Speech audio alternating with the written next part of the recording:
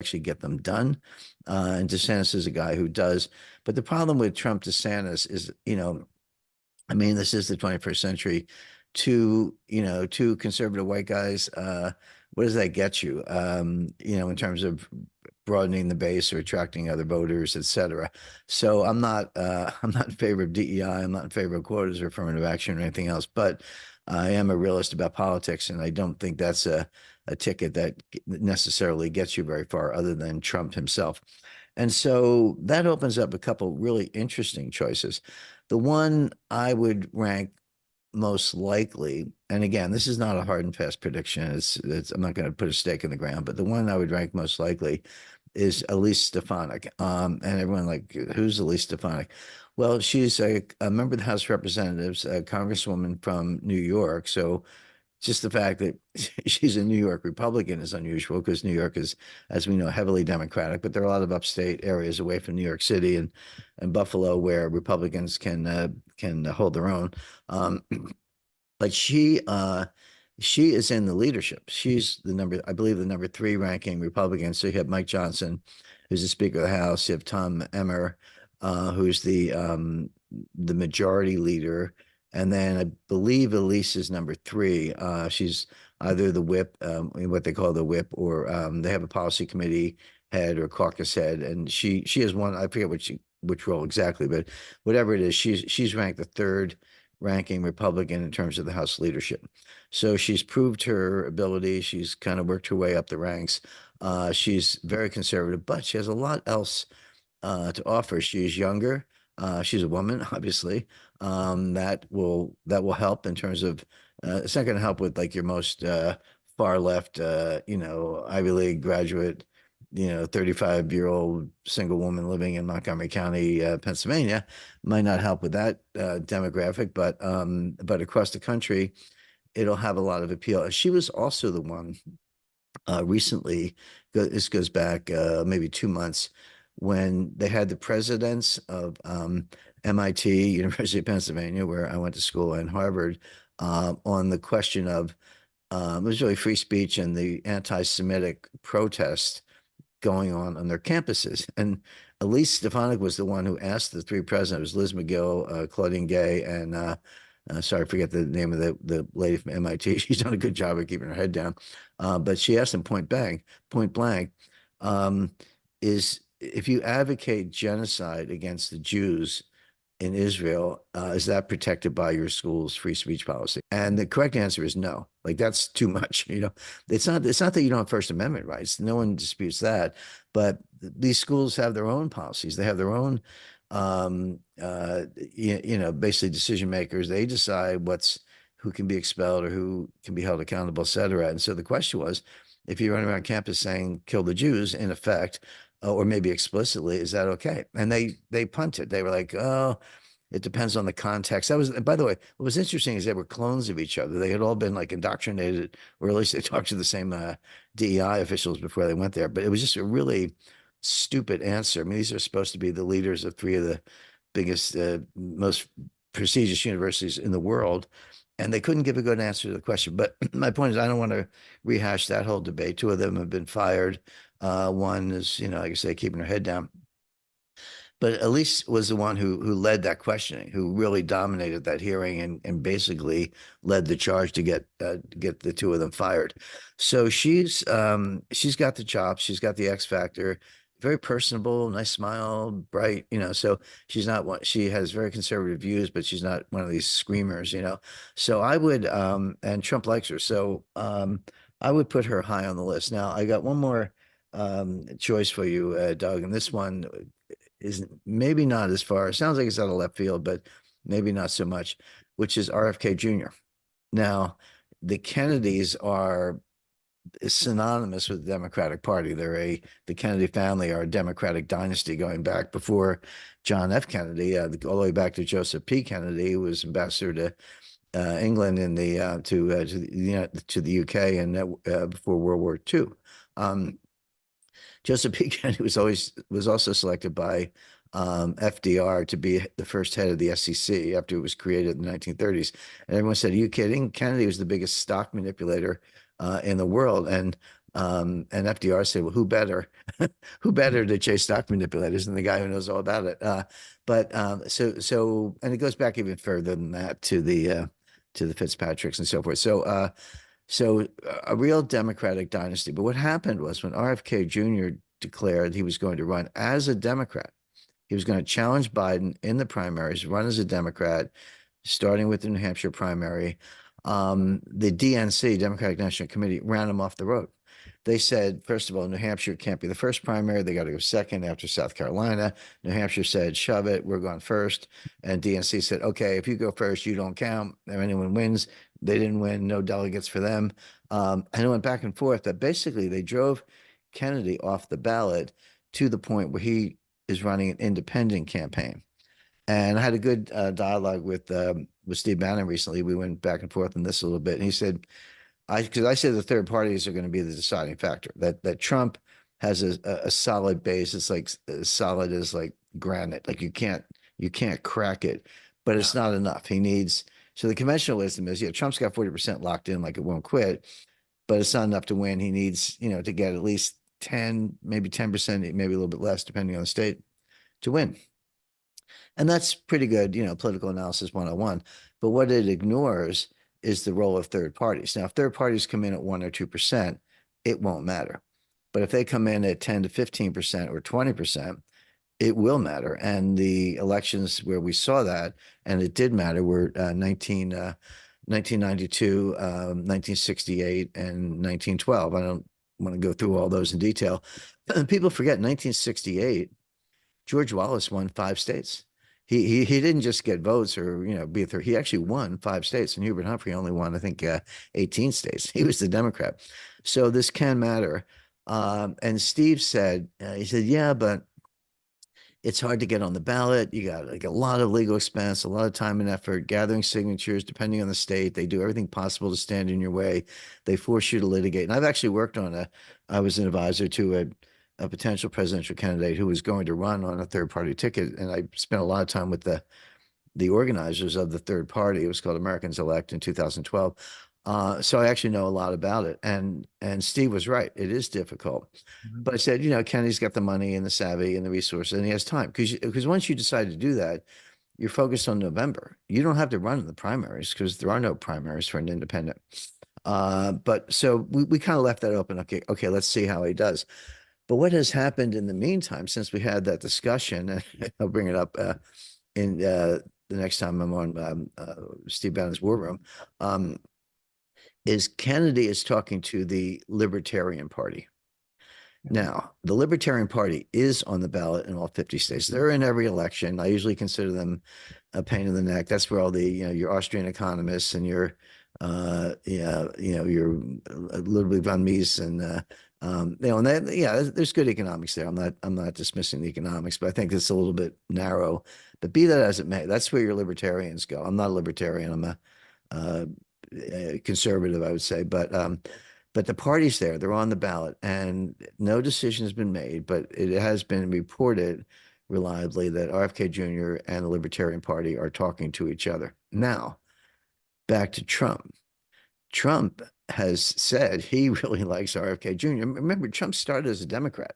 He migrated to the Republican Party because it was like a better platform for him. He's very transactional. He's not ideological. He's transactional. And so you have a former Democrat who probably grew up in Queens. Well, not probably. He did grow up in Queens and New York City in the 60s and 70s and even the 80s when it was, the heyday of the Democratic Party and the Kennedys were still a force. So don't rule that out.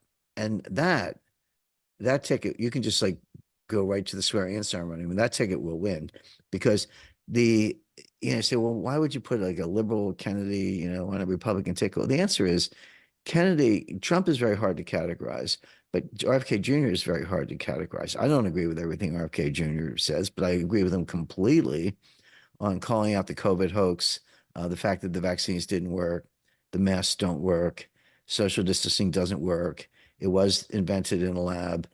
Fauci was more concerned about covering up his own involvement than he was in solving a public health crisis. We were lied to by the government over and over again. If there's ever another pandemic, no one's going to listen to the government because they lied to us the last time, etc.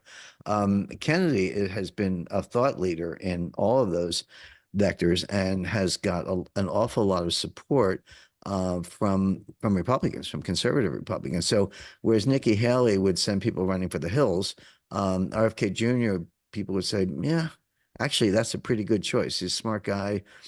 We agree with him on a lot of things. He thinks the border has to come under control.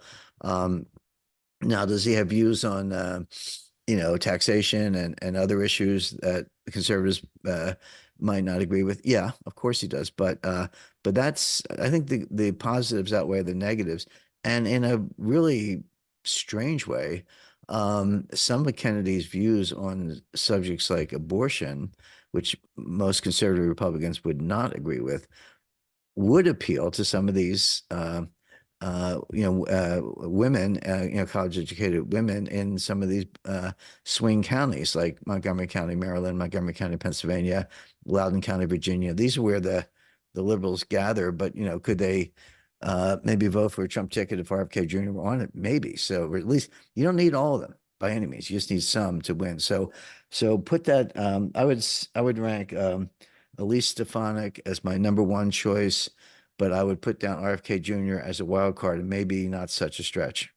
All right. Well, if I were a betting man, I would have thought Vivek Ramaswamy would have been higher on your list. So I'm happy to be wrong. I mean, I find him very interesting, but I like these as well. Jim, I wanted to ask you a question because Trump, I believe I read something recently that he is ahead in every single swing state. With Trump ahead, how panicked are the Democrats about those swing states? And putting my tinfoil hat on, what steps would they potentially take to make sure that a Trump presidency doesn't happen? Well, they're definitely panicked. You're absolutely right about that, and you're right about the polls. I mean, they'll show some national poll that shows Biden ahead of Trump by 2 points, and my answer is, who cares? National polls don't matter. This is what people don't understand about U.S. elections. We do not have a national election for president.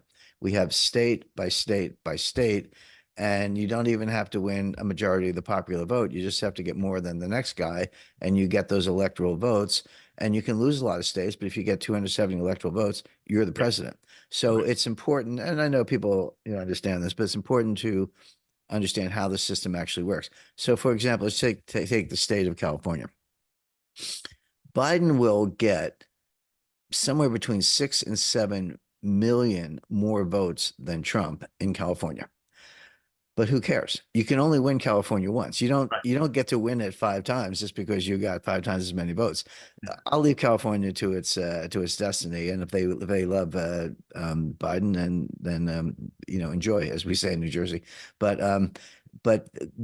Biden will probably win the popular vote, and California will ship 6 or 7 million extra votes, all wasted because you only need to win by one vote. To these totals, and that's why Biden may appear ahead in the totals, but it doesn't matter. That's not how we elect presidents. It's just not how we do it. So you put your finger on the right issue, which is the swing states, and there are only 10 approximately. Some people would say 7, but we have 50 states. You know what? Trump's going to win Alabama, Mississippi, and Florida, and Biden's going to win California, New York, and Massachusetts. We already know that. We can just skip the election and just hand you those electoral votes. So what are the swing states? It's Pennsylvania, Michigan, Wisconsin, Arizona, Nevada, North Carolina, kind of Virginia, Colorado, and New Hampshire, believe it or not. And there might be one or two more. I don't have a map in front of me, but that's pretty much it. New Hampshire, for example, only has 4 electoral votes. It's not a giant, but it's a real honest to goodness swing state. And in a race where it's, 260 to 260, and you're in terms of electoral votes, and you're fighting for those last 10 electoral votes, 4 is a big chunk of 10. So New Hampshire could play a role. But the big ones are some of the ones I mentioned. Basically, Pennsylvania, Michigan, Wisconsin, Arizona. Oh, sorry, I forgot to mention Georgia is in the same category. So those five states, let's say there are 10 swing states and there are, but those five will probably determine the election. And Trump is running ahead in all of them. Um, Now you've got to factor in manipulation. It seems to the voter fraud seems to be worse in Arizona. I've followed Arizona closely. And by the way, Arizona is like a big state that's empty. I've been there many times. It's pretty, some pretty places. Sedona is a nice place. It's empty. It's basically desert and some mountains, but mostly desert. So the whole population lives in Phoenix, Scottsdale, which is called Maricopa County. So it's not, it's Phoenix and Scottsdale is what it is, but call it Maricopa County. And they have a county commissioner. Man, are they corrupt. They just like the stuff that they did. They took you don't have to buy into all this, Dominion voting machines and they've been hacked by Venezuela. I mean, forget all that stuff. I'm not buying into any of that stuff. But they do simple things. For example, and this is true around a lot of the country, and this is true in New Hampshire when I voted. They give you a ballot. It's a paper ballot. You take a pen and you just fill in the circles for your candidates, and you walk over and you hand it to a poll worker, and they have a scanner. So I always ask them, is this a shredder? And they go, no, it's a scanner. And it just scans the vote. So it's not, this is not digital voting, where some states, it's like an ATM where you have a screen and you hit those. Those are really easy to hack, really easy to manipulate. I'm not throwing any accusations around. I'm just saying I, Yeah. I would, I don't know what I would do. I'd actually write in ballot and write in where I want it. But those things are kind of easy to manipulate, but you got to prove it, separate issue. But the scanner that I described is quite common. It's not a digital vote. It's just a scanner, reads the little ink marks. That's what Well, we have here in Virginia. Yeah. yeah, we have them in New Hampshire. But what they did is they set the scanner to accept a certain size paper, and then they handed out ballots that were a different size. So when the people took them to the scanner, they just kept popping out because, oh, gee, sorry, the scanner's not working. We'll take this and we'll count it later. And they put them in boxes, and they put the boxes in a warehouse, and they never opened them. They're still there. And this was done in districts that were, this was the Senate race with Kerry Lake. And it was done in districts that heavily favored Kerry Lake, no surprise. And she litigated, but the judges were corrupt. The county commissioners were corrupt. So it never went anywhere. But that's the kind of stuff. That's a really simple thing that you don't have to hack the voting the ATM type machine from Germany or Venezuela or whatever they said. You just like set the slide a little narrow relative to the ballot. So with that kind of stuff going on, it's hard to say how things will actually play out. You have to separate the polls. But Trump is ahead now. What are the Democrats doing? What else can they do? I mean, they came up with a Russia hoax that paralyzed the administration for 3 years. He got impeached for a phone call to Zelensky in Ukraine. I mean, you got Lindsey Graham and Nikki Haley and Joe Biden, all these people going to Kiev, marching around the town square with Zelensky. They got their arms around him, they're hugging, et cetera, et cetera, $100 billion of weapons. Trump makes one phone call, says, hey, could you look into this Biden thing? Which, by the way, all turned out to be true because the Hunter Biden laptop showed that it was true. And he gets impeached. So then Nancy Pelosi impeaches him again, even after he was president. Not even clear that's constitutional, but they did it. So he was impeached twice. The Russia hoax for 3 years. What else? Yeah, 91 felony indictments, two civil suits in New York, one which will strip his business license, put all of his assets in the hands of a trustee, a receiver, who will then be legally authorized to sell them off. And you say, well, that's pretty bad. You've destroyed Trump's real estate empire, but at least he gets the money. No, because they want a $300 million fine. So when you sell the assets, you're going to take the 300 million. So Trump will be broke. Like he'll be in one of these homeless tents. At least that's the goal. The Georgia thing is imploding. Fannie got in trouble with her Fannie, so to speak. So we'll see how that plays out. And then you got the January 6th case in Washington, D.C.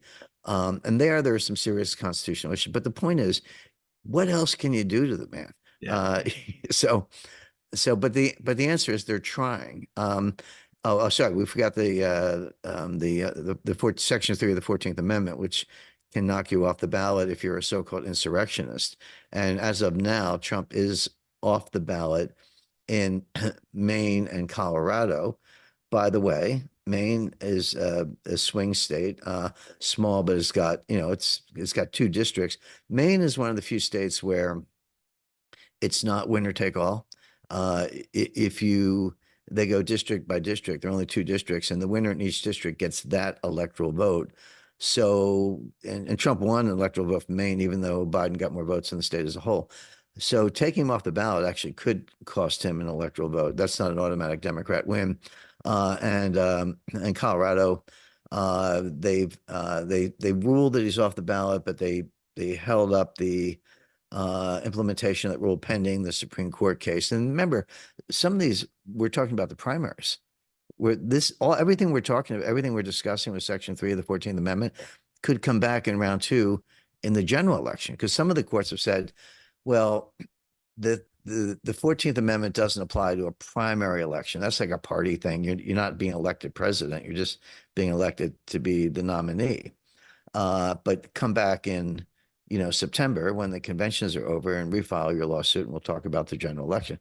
So that's another effort. What else? I mean, I'm kind of racking my brain to think. You covered you covered a lot there, and Yeah, well, the thing is, they're not done, and they have this super lawyer, Mark Elias, and all this guy does is sit and like stare at statutes and has his, associates and lawyers and clerks and everything looking and thinking up, dreaming up new ways. It's called lawfare.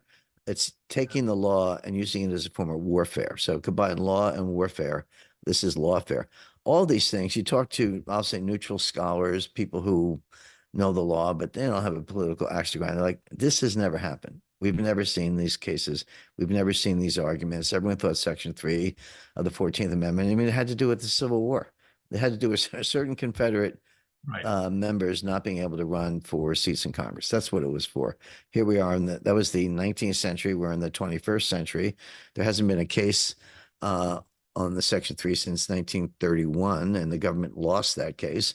And the Congress actually, there's a part of the 14th Amendment, it's not Section 3, I believe it's Section 4, that says, and oh, by the way, Congress has the authority to enact statutes to implement Section 3. And they did. They had amnesty statutes. They said, okay, Civil War's over. We got to fight the Spanish-American War. Let's give the Confederates a break. They posthumously decided that Robert E. Lee would not have been disqualified. That was sometime in the 1920s. So if Robert E. Lee's not an insurrectionist, Yeah, right. according to the U.S. Congress, this is not popular. This is not a poll. This is the U.S. Congress. Why is Donald Trump? Well, no one cares. We're litigating that. What else could they do? Well, Jim, before you kind of lay out another one here, I mean, I look, there are a lot of things that they're doing to trying to keep him off the ballot, lots of states, and just make sure he doesn't win. We got a couple minutes left here, but coming from the man who wrote Currency Wars, lawfare, there may be something there for another book sometime down the road. That's an interesting idea, especially since I think a lot of people out there feel this deficit of trust. There's, between Americans and the government, and I think that deficit tends to eat from the inside out. And then Right. if you can't trust anything, then what do you have? I mean, are you really a country united? But that's a topic for another day. I have one last comment I want to make because there was a news article earlier this week that I saw, and it was from CNN. It says Chinese hacking threat. FBI director says hackers plan to wreak havoc on U.S. infrastructure, citing things like oil and gas pipelines, water treatment facilities, as well as the electrical grid. And Jim, I just wanted to know if you're hearing anything chirping from your channels on that. I know we only got a couple minutes here. We're running over, but I'm very interested to hear your take on that. Yeah, I saw the same story. Thanks, Doug. A couple of things. This is coming from Christopher Wray. So the first thing you have to say is, who's Christopher Wray? Well, of course, he's director of the FBI, but he's running a totally corrupt agency. And I don't want to go down all the list. Sean Hannity loves to yell, oh, well, there's some bad apples at the top of the FBI, but the 90% rank and file are all good. That's not true. They couldn't be this bad if that were true. It might be the opposite. There might be 10% good, loyal American agents and 90% corrupt, or at least keeping their heads down. But that place is rotten from top to bottom. And as we know, they covered up the Hunter Biden laptop. They they put Peter Navarro in leg irons, but they ignored contempt of Congress from Eric Holder. I mean, I don't need to, and then all the prosecutions kind of thing. I don't need to go down the whole list. It's a long list of utterly corrupt, one-sided prosecutions, selective prosecutions, et cetera. So that's who Christopher Wray is. So whenever you get a statement or Ukraine, so started at the end of February 2022. Well, for, I don't know, 30, 40 years since the end of the Cold War or longer, the Russian central bank had held a portion of their reserves in U.S. Treasury securities, dollar denominated, but U.S. Treasury securities in particular of different maturities, bills, notes, probably some bonds, mostly shorter term bills and notes. To their credit, Elvira Nabiullina, who's the head of the Central Bank of Russia, she, in my view, she's the only central banker in the world who knows what she's doing. She put 25% of Russia's reserves in physical gold, held in custody in Russia, in Moscow. So the point being, you can't freeze gold. I've always liked that about gold. It's not digital, it's not electronic. You can't freeze it. You can say what you want. But so that part is off limits. But ironically, whether you're talking the Belt Road Initiative or you're talking the BRICS, I think the president of Iran said it best. He says the most important problem is represented by three issues. The first is energy production. Okay, they got that covered. The second is energy transfer. Okay, got that covered. That's the shipping lanes and whatnot. And the third is energy consumption.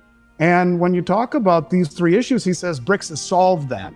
And they are indeed, this is their very methodical plan where they're doing it little by little by little by little by little. Look.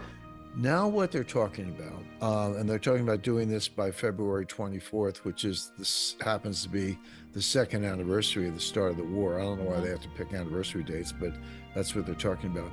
They're talking about seizing them. Seizing is different. That's when you steal them. That's when you take them and say, hey, Russia, pardon me, these are not just frozen, they're ours. We're taking them, they're not yours anymore. And selling them at the market and using the $300 billion of proceeds to finance the war in Ukraine. Not only are we taking your money, but we're using it to finance your adversary in a war.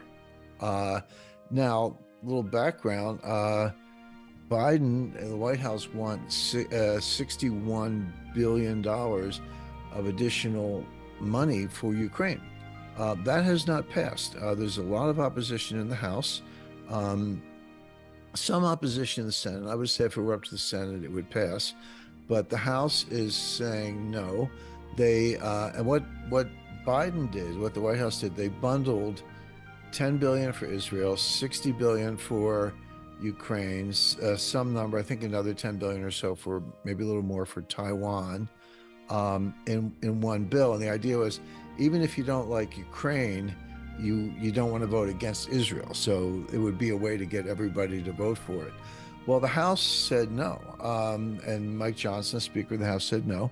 And they said, first of all, we want them separated. So the House voted for Israeli aid. That already passed. It's with the Senate, but they have not voted on Ukraine. You know, Jim Rickards is a man I respect a lot, Michelle, and he made the statement this last summer that in the meeting in Johannesburg that he would expect two things to happen, both of which I agree with, mind you. One, the Shanghai Cooperation Organization and the Eurasian Economic Union would join BRICS. Well, the president of Belarus is calling for a summit to do just that. Didn't happen in August.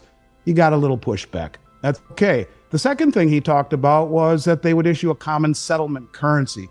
Now, the difference between a settlement currency and a reserve currency is you can trade in something, but when you have excess, what do you do with it?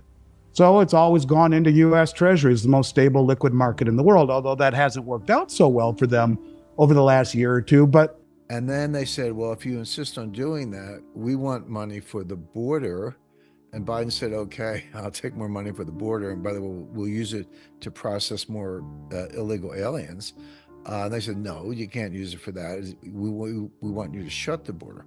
So this is at an impasse right now. They might shut down the government over this in the coming days. But the point is, there's no money for Ukraine. As of now, there is no money for Ukraine. The European Union separately has not approved any new money for Ukraine because Hungary is exercising a veto power over that because the EU requires a unanimous vote. So Ukraine's not getting any new money from anywhere right now, and they're losing the war pretty badly. So the question is, so where do you get the money? Well, maybe they can figure this out, but all of a sudden, Johnson and the White House, Mike Johnson, the White House, say, "Hey, we got $300 billion sitting right here in the banks. Let's just take it and spend it on Ukraine." If you do that, Yes. you will destroy the U.S. Treasury market. That is I described as Does the he reddest not? of red Does lines. he? The bottom line is simply this.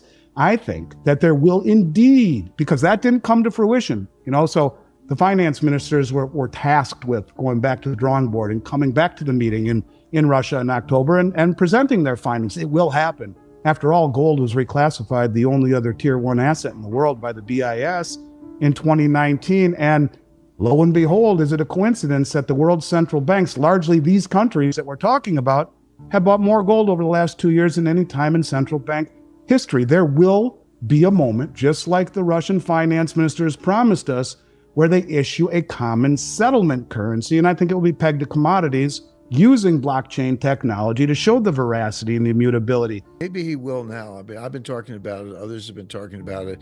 Maybe somebody will tap on the shoulder and say, "Hey, Mr. Speaker, do you understand what you're doing here?" But Janet Yellen, who's sort of, not that bright, kind of does what she's told. She's going along with the White House view of this.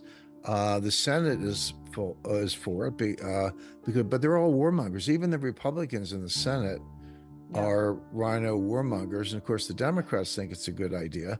The House is divided, but look, Johnson just got elected Speaker. Who is he? He's a Louisiana congressman. Apparently, I haven't met him, but apparently very bright, a really well-respected constitutional scholar.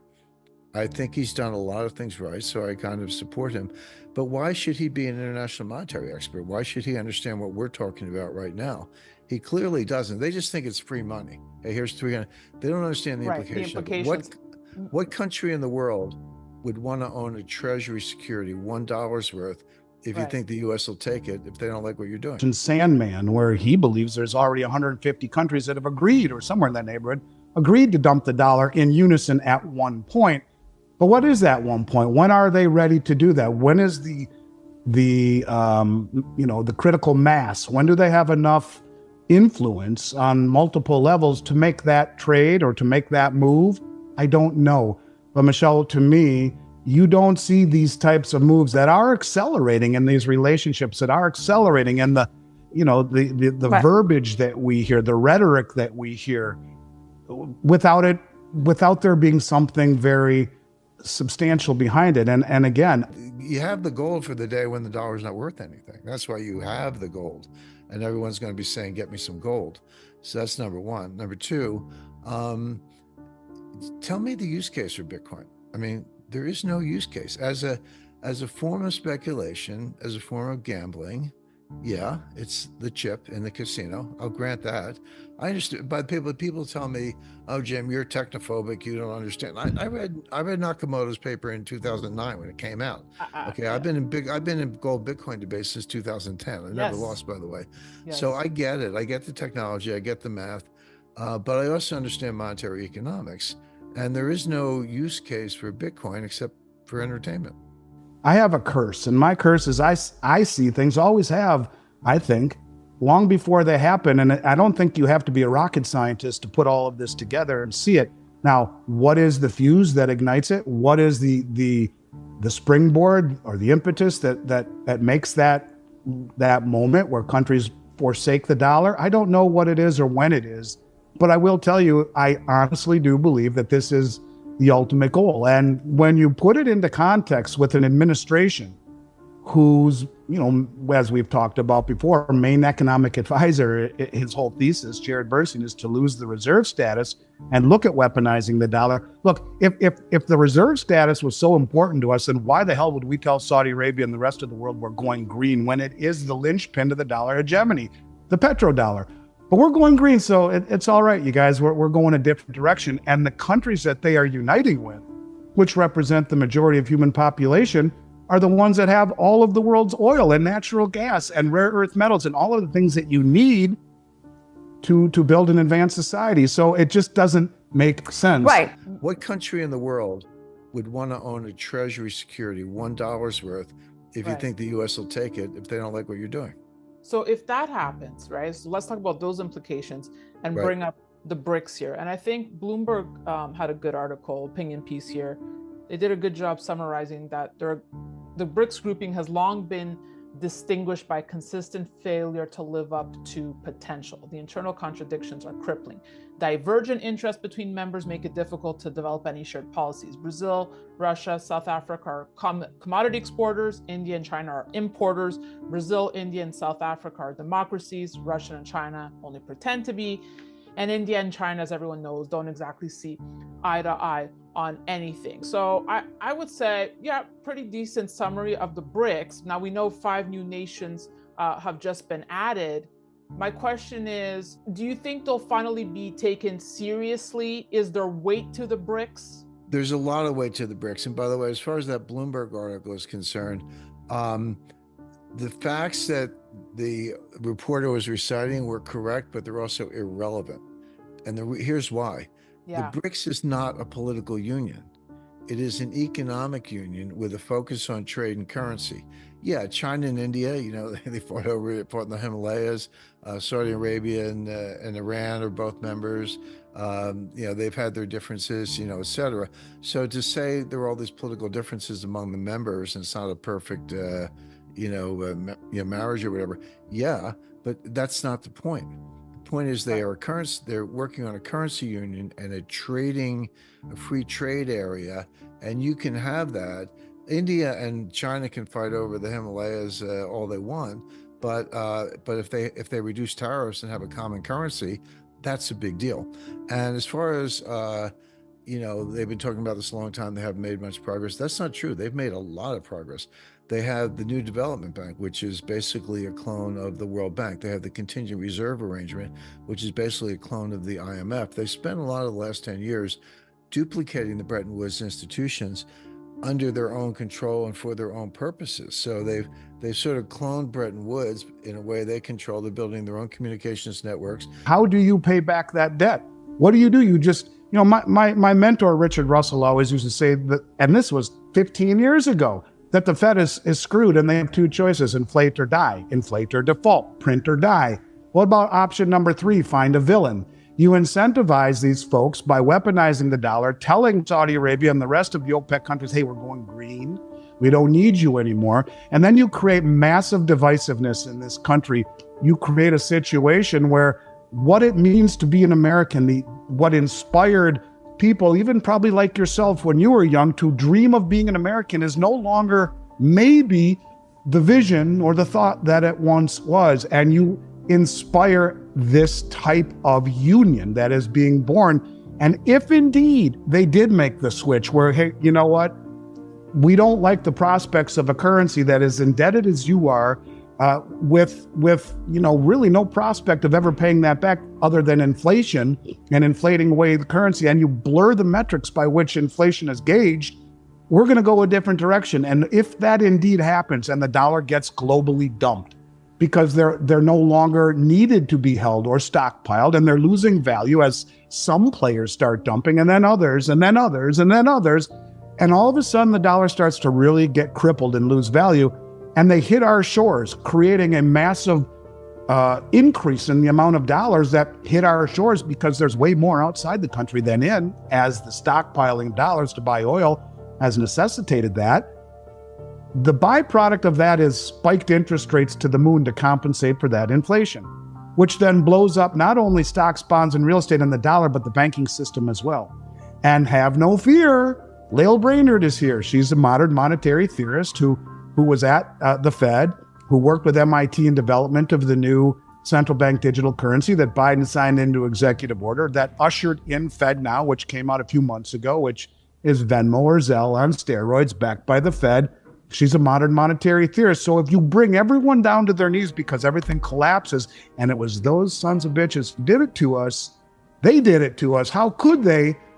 And here's the big thing that, they had the August Leaders Summit where, Prime Minister Modi and President Xi Jinping and Cyril Ramaphosa and the other leaders were there. Putin had to come in by video because there's a warrant out for his arrest from the International Criminal Court. But I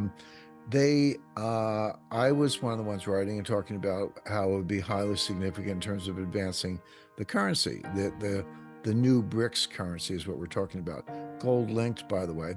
Then it sort of came and went, and people said, "Hey, Jim, nothing happened. Like, you were talking about this, and what was the big deal?" Well, they admit there was a very big deal, which was adding the new members, because there's no point. What's the benefit of a bilateral trading currency if it's India and China, and they agree on it's easy to invent a currency. Just pick a name and print some, and there you go. So, but if India and China had a common currency, and India shipped goods to China and got paid in that currency, what can India do with the currency? All you can do is buy stuff from China. You might need some stuff from China, but you want to go shopping everywhere else in the world. Same thing with Russia and India. But so how do you make a currency union work? Well, the answer is you expand the membership so that when you receive the currency for your exports, you can spend it somewhere else. That's what the euro is. And the euro has 16 members. 19 members today. And remember, where's the debt go? Who do we owe all the debt to? Medicare, Medicaid, Social Security, and government military pensions. That $100+ trillion is owed to us. Who's buying all the bonds that the Chinese are no longer buying, that the Japanese are selling, Saudis are selling, Russia has already sold? All of these countries dumping bonds. Who's buying them all? Oh yeah, that's us. The hedge funds and the investors chasing yield. So if indeed there really was a plan to allow this to happen, the majority of the debt that we owe is to ourselves.